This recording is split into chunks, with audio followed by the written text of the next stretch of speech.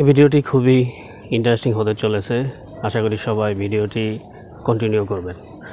আমরা সকলে জানি 28 তারিখে ইসলামী আন্দোলন বাংলাদেশের মহাসম্মেলন ছিল।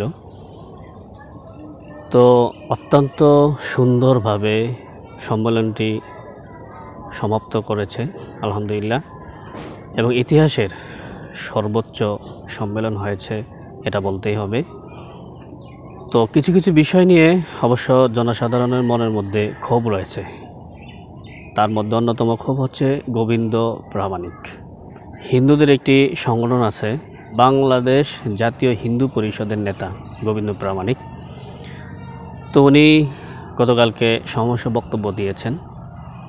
তো জনসাধারণের মধ্যে ক্ষোভ হচ্ছে, এই গোবিন্দ হচ্ছে বাংলাদেশের সবচাইতে বিরুদ্ধাচরণকারী এবং বাংলাদেশকে নিয়ে সে সবসময় ষড়যন্ত্রে লিপ্ত থাকে। তো চলুন আমরা তার কিছু ভিডিও ক্লিপ দেখে আসি। ভারতে হিন্দুরা যে মুসলিমদেরকে নিধন করছে বর্তমানে, এই ব্যাপারে আপনার কোনো সে আছে? না, ভারতে আমি তো ভারতে জানিও না, ভারতে যাইও না। আমি বাংলাদেশে থেকে বাংলাদেশ নিয়ে আমি কথা বলি। আমি আশ্চর্য ব্যাপার, আপনি মাত্র বললেন বাংলাদেশি হিন্দু নিধন হলে প্রতিবেশী হিসেবে দায়িত্ব আছে ভারতের, আর ভারতে যে মুসলিম নিধন চলতেছে এ ব্যাপারে আপনার কোনো দায়িত্ব নেই প্রতিবেশী হিসেবে। সেই বিষয়টা ভারতের মুসলিম নেতা, আমাদের চাইতে অনেক বড় বড় নেতা সেখানে রয়েছে। সেখানে সংখ্যালঘু মন্ত্রী আছে, সংখ্যালঘু কমিশনার আছে, চেয়ারম্যান আছে। সেখানে ভারতে যেটা হচ্ছে এটা নিয়ে বাংলাদেশ বলার কোনো এখতিয়ার নাই, কোনো যে পরিমাণ নেতা আছে আমাদের চাইতে অনেক বড় বড় নেতা, সেই পার্লামেন্টে চিৎকার করে কথা বলার মতো লোক আছে। ভারতে হিন্দু সমস্ত মহাপুরুষদের পবিত্র ভূমি এখানে, তো সেই জায়গাটুকু আমরা ছেড়ে যেতে চাই না। এই জায়গা যেন আগামী দিনে অখণ্ড ভারতের একটি অংশ হতে পারে, সেই জন্য আমাদের প্রার্থনা, এবং সেই প্রার্থনাটা পূরণ করতে পারে বিজেপি গভর্নমেন্ট ধাপে ধাপে। তো আমরা চরমনের হুজুর বলেছেন যে উনি দিল্লিতে ইসলামের ঝান্ডা উড়াইতে চান, তাহলে উনি অখণ্ড ভারত চান। যদি বাংলাদেশের পতাকার সময় যদি দিল্লিতে ওঠে তাহলে তো অখণ্ড হয়ে গেল, অখণ্ডই হয়ে গেল। দেখে তো মুসলিমরা অহরহ বলছে, এবং গাজওয়ায়ে হিন্দ নামে একটা আপনি ইন্টারন্যাশনাল সার্চ দেন, এই সরকারের একবার রন্ধ্রে রন্ধ্রে এবং সরকারের উপর মহলে সর্বত্র হচ্ছে মৌলবাদীর আখড়া এবং বিষ বাষ্প হয়ে পড়ে আছে এখানে। তো আমরা যে ভিডিওটি দেখলাম এটি স্পষ্টতই বোঝা যায় সে বাংলাদেশ বিদ্বেষী, বাংলাদেশের স্বাধীনতা বিদ্বেষী, বাংলাদেশের জনগণের সাথে চরম গাদ্দারি করতেও সে দ্বিধাবোধ করে না।